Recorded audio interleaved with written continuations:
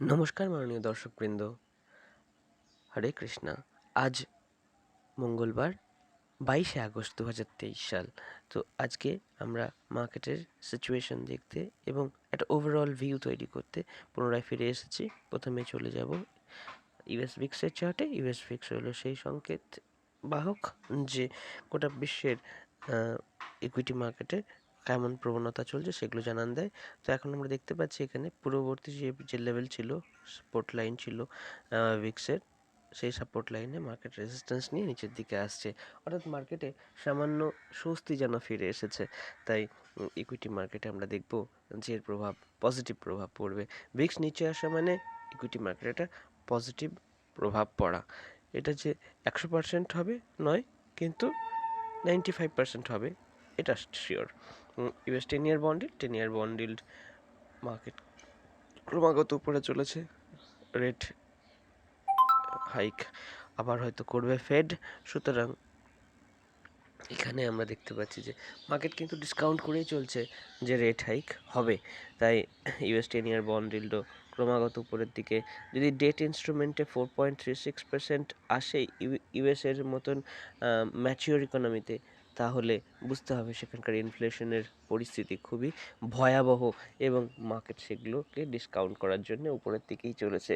এরপরে ইউএস 10 ইয়ার bond yield, US oil, তার মানে হলো ক্রুড অয়েলের একটুখানি নিচের দিকে এসছে, কিন্তু মার্কেট সেই লেভেলে এসেছে যেখানে রিট্রেসমেন্ট পয়েন্ট থেকে মার্কেট আবার উপরের দিকে যাওয়ার চেষ্টা করছে। এখানে একটু ভলাটিলিটি ক্রিয়েট হয়েছে, সুতরাং এখান থেকে যদি ব্রেকডাউন দেয় তো ওয়েল অ্যান্ড গুড, খুব ভালো হয়। কিন্তু যদি মার্কেট আবার উপরের দিকে চলতে শুরু করে, সেক্ষেত্রে কিন্তু ইকুইটি মার্কেটে পুনরায় আবার এক দফা প্রেশার আসবে।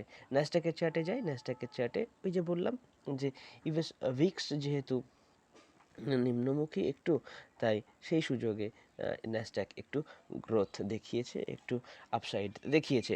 S&P 500ও ঠিক তাই। ইউএস ফিক্সের একদম বিপরীতমুখী চার্ট এরা হয়, তো সেগুলোই হচ্ছে। কিন্তু ইউকের মার্কেট সেই স্ট্রেংথ আনতে পারেনি। ইউকের মার্কেট ভলাটিলিটি সহকারে মার্কেট একটু লোয়ার সাইডে যাওয়ার প্রবণতা দেখাচ্ছে। মার্কেটের যে ব্রডার, অর্থাৎ ডেইলি চার্টে যে রেঞ্জ, যে টেন্ডেন্সিটা আমরা দেখতে পাচ্ছি, সেই টেন্ডেন্সিটা কিন্তু মার্কেটের জন্যে যারা ইকুইটি ইনভেস্টার, তাদের জন্যে অনুসারী বা তাদের ইচ্ছা অনুযায়ী হচ্ছে না। সুতরাং মার্কেটে একটা ব্রডার যে ট্রেন্ড রয়েছে, সেটা হলো সেল অন রাইজ, বা এটাকে অন্য কথায় বলতে পারেন যে মার্কেটে একটা নিম্নমুখী প্রবণতা রয়েছে। লোয়ার হাই অতটা ক্রিয়েট করেনি এখনো, লোয়ার হাই ক্রিয়েট হচ্ছে, কিন্তু যে লো, সেটা লোয়ার লো ক্রিয়েট হওয়ার প্রবণতাটা অতটা প্রবল নয়। তাই মার্কেট খুব ফিরিয়াসলি নিচে না গেলেও মার্কেটের ওভারঅল ট্রেন্ড কিন্তু নিম্নমুখী হয়ে পড়েছে। এরপরে চলে যাচ্ছি ডাও জোন্সের চার্টে। ডাও জোন্স নিচে যে পূর্ববর্তী রেজিস্ট্যান্স লাইনটা রয়েছে, সেখানে এসেই মার্কেট থেমে আছে। মার্কেটে সেই রকম স্ট্রেংথ নেই, উইকনেসও নেই, মার্কেট সাইডওয়েজ।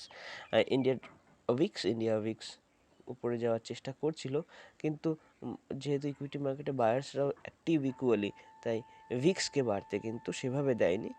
একটা বাড়ার প্রবণতা দেখিয়েছে, কিন্তু আবার এখানে এসে রেস্টও নিচ্ছে। সুতরাং এই লেভেলটাকে আপনার প্রথমে ভাঙতে দিতে হবে। 12.26-এর উপরে মার্কেটকে ডিসাইসিভলি ক্লোজ দিতে হবে ভিক্স বাড়ার জন্যে। ভিক্স নিচে থাকুক, সেটাই সবার কাম্য থাকে, কিন্তু যারা অপশন সেলার, তাদের জন্য লো ভিক্স সিনারিওতে স্ট্র্যাটেজি বদলাতে হয়। স্ট্যাডেল স্ট্র্যাঙ্গেল বেচে দিয়েই শুধুমাত্র থিটা গেন করা যায় না। ইন্ডিয়া 10 ইয়ার বন্ড ঊর্ধ্বমুখী রয়েছে এখনও, মার্কেট স্ট্রাকচার ইনট্যাক্ট আছে। গিফট নিফটি দেখাচ্ছে যে গ্যাপ আপ ওপেন হওয়ার চেষ্টা করছে। গিফট নিফটি মার্কেটে পুনরায় স্ট্রেংথ আসছে। আপনি খেয়াল করে দেখুন, গত যে পাঁচটা ক্যান্ডেলের প্রত্যেকটি সবুজ, অর্থাৎ যে মার্কেটের ওপেনিং হয়েছে, যেখানে ক্লোজিং তার উপরে দেওয়ারই চেষ্টা করেছে। ইন্টারডেতে মার্কেটকে ভলটাইল করার চেষ্টা করলেও বায়ার্সরা কিন্তু মার্কেটকে এখনও সাপোর্ট করেই যাচ্ছে। ডলার ইন্ডেক্স অনেক বড় র্যালির পর একবার একটু গত 3-4 দিন 5 দিন ধরে, গত এক সপ্তাহ ধরে মার্কেট একটু স্থির রয়েছে। ইউএসডি আইএনআরেরও ঠিক একই রকম একই রকম হয়। ডলার ইন্ডেক্সের অনুসারী চার্ট মার্কেটে ব্রেকআউটের পরে রিট্রেসমেন্ট করছে, স্ট্রাকচার এখনো বুলিশ, তাই আইএনআর যে আইএনআর এর উইকনেস সেটা কিন্তু এখনো চলছে। ইউরো ইউএসটি ডলার ইন্ডেক্সের মতামত অনুযায়ী সামান্য উপরে যাওয়ার চেষ্টা করছে।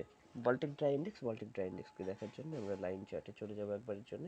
লাইন চার্টে দেখছি যে বল্টিক ড্রাই ইন্ডেক্স ফ্ল্যাট, সুতরাং এখানে সেই রকম কোনো গতিবিধি নেই, মার্কেট থেকে কোনো আমরা সংকেত পাচ্ছি না। বিটকয়েনের চার্টে দেখছি যে মার্কেট একটা বড় মুভমেন্টের পর মার্কেট সাইডওয়েজ হয়ে গেছে। এখান থেকে মার্কেটে ফার্দার কোনো ব্রেকডাউন না হওয়া পর্যন্ত মার্কেট এখানে সাইডওয়েজ থাকবে। এই সময়ের জন্য সবচেয়ে ভালো স্ট্র্যাটেজি হয় স্ট্র্যাডলার ট্রায়াঙ্গেল। ইথেরিয়ামেও ঠিক একদম যেন রেপ্লিকা বিটকয়েনের। ব্যাংক নিফটিও গিফট নিফটি বা নিফটির মতন রেসিলিয়েন্স দেখাচ্ছে। কোনো প্রবল উইকনেসের কোনো সংকেত নেই। মার্কেট ঠিক সেই রেঞ্জে প্রবেশ করেছে যে রেঞ্জে পূর্ববর্তী সময়ে অনেকটা সময় অতিবাহিত করেছিল, প্রায় 2 মাস ধরে সময় অতিবাহিত করেছিল মার্কেট 42,600 থেকে 44,300-র মধ্যে। সেই রেঞ্জে মার্কেট প্রবেশ করেছে, এখানেও কিছুটা সময় অতিবাহিত হবে এরকমই প্রতীত হচ্ছে। ফিন নিফটি চার্টেও দেখতে পাচ্ছি যে সাপোর্ট কিন্তু প্রত্যেক দিনই বায়ার্সরা দিয়ে যাচ্ছে। মার্কেট নিচের দিকে এলেই সেখান থেকে মার্কেটকে টেনে উপরে তোলার একটা প্রবল চেষ্টা বায়ার্সরা করছেন। ফিন নিফটি চার্টেও আমরা দেখতে পাচ্ছি যে সাইডওয়েজ মুভমেন্ট রয়েছে। মুভমেন্ট যা হচ্ছে সাইডওয়েজ, ভলাটিলিটি রয়েছে কিন্তু ডিরেকশন নেই। নিফটিতেও ঠিক তাই, ভলাটিলিটি রয়েছে, ডিরেকশন নেই, কিন্তু নিচের দিক থেকে যে বায়ার্সরা অ্যাক্টিভ হচ্ছেন সেটা বারবার প্রমাণিত হয়েছে। ক্যান্ডেলের আপনি ছবি দেখলেই বুঝতে পারবেন। সেন্সেক্সের চার্টেও ঠিক একই রকম আমরা দেখতে পাচ্ছি। ট্রেন্ডটা সামান্য বেয়ারিশ রয়েছে, বড় ট্রেন্ড, ডেইলি চার্টের ট্রেন্ড, কিন্তু মার্কেটে যে বেয়ারিশ মানে প্রবল ফিউরিয়াসলি নিচে যাচ্ছে সেরকমটি নয়। শেষমেশ গোল্ডের চার্টে একবার দেখে নেব। গোল্ডের চার্টে আমরা দেখতে পাচ্ছি যে নিচের দিকে আসার একটা প্রবণতা যে ছিল সেটা মনে হচ্ছে রেসিস্ট হচ্ছে। মার্কেট 1894 অর্থাৎ $1900 কাছাকাছি রয়েছে। এখান থেকে মার্কেটে লং সাইডেই যাওয়া ঠিক হবে, যদিও আরএসআই নিম্নমুখী রয়েছে, কিন্তু লং টার্মের জন্য গোল্ড অ্যাকুমুলেশনের সঠিক সময় মনে হচ্ছে এটিই। তো এখনকার মতো আপডেট এইটুকুই, পরবর্তীকালে দেখা হবে আপনাদের সঙ্গে। ততক্ষণ সাবধানে থাকুন, ভালো থাকুন, সাবধানে ট্রেড করুন, স্টপ লস ছোটো রাখুন, ট্রেড নিয়মিত করুন যারা ট্রেডার হওয়ার বাসনা রাখেন। তো এই বলে আজকের মতন সকালের আপডেট শেষ করছি। আমাদের চ্যানেল ভালো লাগলে চ্যানেলটিকে সাবস্ক্রাইব, ভিডিও ভালো লাগলে ভিডিওটিকে লাইক করে দেবেন। ধন্যবাদ।